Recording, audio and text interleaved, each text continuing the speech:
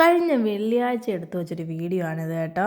ഈ പെട്ടിയിലിരിക്കുന്നവന് അന്ന് പനിയായിട്ട് സ്കൂളിൽ പോയിട്ടില്ലായിരുന്നു. രാവിലെ സ്കൂളിൽ പോകുന്ന സമയം കഴിയുന്നത് വരെ ഇവന് കട്ടിലിൽ നിന്ന് എഴുന്നേറ്റില്ല. അതിനുശേഷം പതിയെ എഴുന്നേറ്റ് വന്നിട്ട് പിന്നെ ഇതൊക്കെയായിരുന്നു കലാപരിപാടികൾ.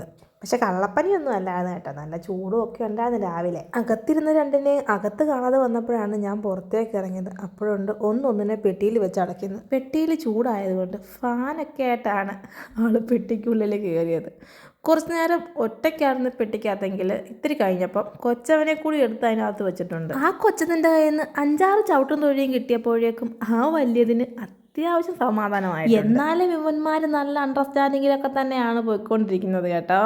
അങ്ങനെ പെട്ടിയെ കയറിയവന്മാർക്ക് പെട്ടിയിൽ നിന്ന് ഇറങ്ങാൻ വയ്യാതായപ്പം സഹായത്തിന് അമ്മൂമ്മയും എത്തി.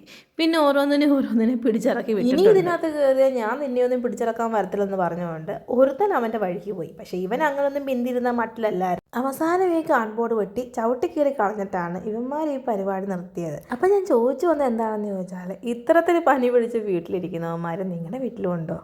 ഉണ്ടെങ്കിൽ ഒന്ന് കമൻ്റായിട്ട് പറഞ്ഞേക്കണേ. വേറൊന്നിനുമല്ല, നമുക്കൊന്ന് അറിഞ്ഞിരിക്കാമല്ലോ എത്ര വീട്ടിലുണ്ട് ഇത്രക്കാരെന്ന്.